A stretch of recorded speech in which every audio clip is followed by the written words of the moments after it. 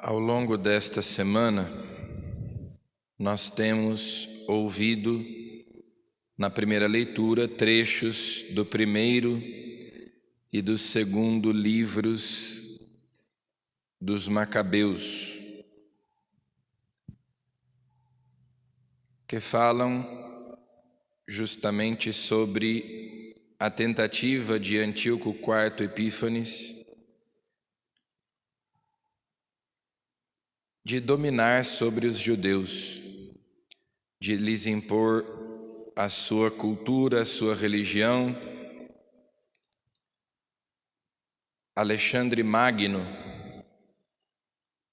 que foi rei da Macedônia, tinha estabelecido um vasto império, conquistado muitos povos, mas morreu jovem, sem deixar filhos, e após a sua morte, houve entre os seus generais uma disputa para ver quem se apoderaria do seu império.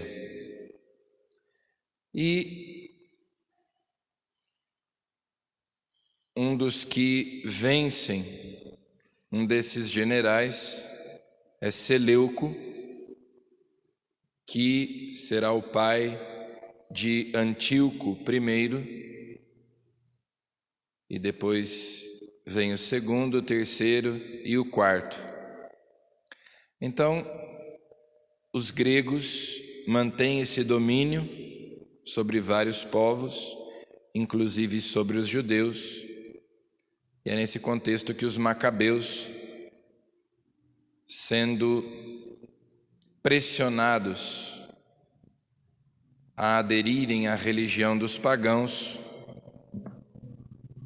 muitos deles dão a vida, como nós ouvimos ao longo desta semana, Eleazar, aquela mãe com 7 filhos, e outros tantos, Judas Macabeu, organizam uma resistência, Matatias, e vencem os exércitos do rei Antíoco IV. Então, na leitura de hoje, encerrando as leituras dos livros dos Macabeus, nós temos justamente a morte do rei Antíoco, que morre frustrado porque os judeus tinham vencido a guerra contra os seus exércitos.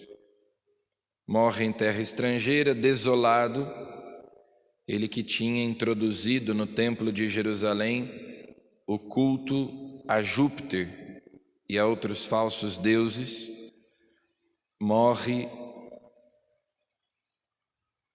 numa terra estrangeira, desolado, sem ter conquistado os tesouros que desejava. Ali no início da leitura diz que ele foi a Elimaida na Pérsia, porque Alexandre o Grande tinha deixado ali tecidos de ouro, couraças, armas. Então, essa leitura nos lembra aquilo que diz o Salmo 2: porque os povos agitados se revoltam e conspiram os reis contra o Deus onipotente e o seu ungido. Ri-se deles o que mora lá nos céus. Deus ri dos reis, das nações que conspiram contra o seu ungido, contra o seu povo eleito, e esses homens que ao longo da história desejaram ser grandes, dominaram muitos povos, deram o seu nome a tantas terras, também eles morrem, também os impérios, por maiores que sejam, chegam ao fim. E o mesmo acontece hoje. Também hoje há tantos homens poderosos, há tantas organizações internacionais, tantos planos de dominação sobre as nações, e Deus do céu ri da prepotência desses homens, tantos que se levantam contra a igreja, contra Cristo. Ri-se deles o que mora lá nos céus, porque todos eles são homens mortais e a sua vida a um sopro se assemelha e chegará ao fim, irão para a cova como todos os homens. Por isso, nós devemos salvar a nossa alma, porque tudo o que tivermos conquistado nesse mundo chegará ao fim. E aí no livro dos Macabeus nós temos já uma fé mais consolidada na ressurreição dos mortos. Os livros dos Macabeus são alguns dos livros mais recentes do Antigo Testamento, mais próximos do Novo Testamento, e ali já estava mais consolidada a fé na ressurreição dos mortos, de que fala Jesus também no Evangelho de hoje. Os saduceus, que não acreditavam na ressurreição, propõem uma questão a Jesus a respeito do casamento. Como será na ressurreição aqueles que tiverem se casado mais de uma vez? Quem será marido de quem? E claro, essa pergunta tem por objetivo demonstrar que não existe ressurreição dos mortos, porque eles não acreditavam.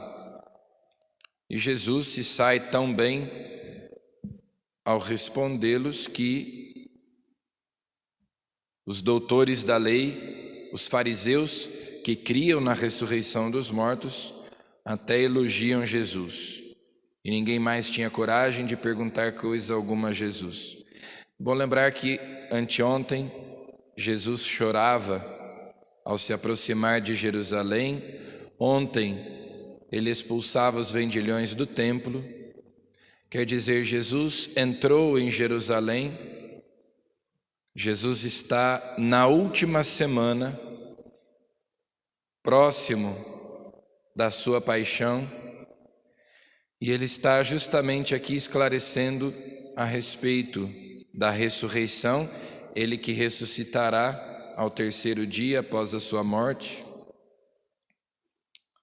e nos dizendo que sim, existe a ressurreição, que esta vida é provisória, passageira. Também o casamento é uma instituição para esta vida, por isso até Jesus diz, e nós repetimos, até que a morte os separe. O matrimônio é uma instituição santa, querida por Deus, no entanto, é para esta vida.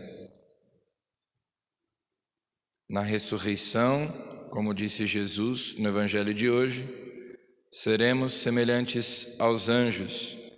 Os homens e as mulheres não se casarão, porque então acontecerá aquele matrimônio para o qual nós fomos criados. Nós nos uniremos a Deus. Então ninguém se casará. Seremos iguais aos anjos. Nós estamos perto do fim do ano litúrgico, então as leituras nos fazem pensar justamente sobre a morte, a ressurreição, a vida eterna. Tudo nesta vida passa, até mesmo as coisas boas, como o matrimônio. Por isso, o nosso foco deve ser a vida eterna, deve ser a ressurreição. Não sejamos como aqueles homens que vivem para acumular riquezas, títulos, façanhas, prazeres neste mundo, como Antíoco, porque Deus dará risada de nós, da nossa prepotência, da nossa arrogância, da nossa vaidade. Deus ri quando os homens julgam que só têm esta vida e não procuram trabalhar para salvarem as suas almas. Então peçamos a Jesus que a nossa fé na ressurreição nos ajude a viver neste mundo com sobriedade, com sabedoria, de tal modo que nós possamos participar da ressurreição dos justos. Amém.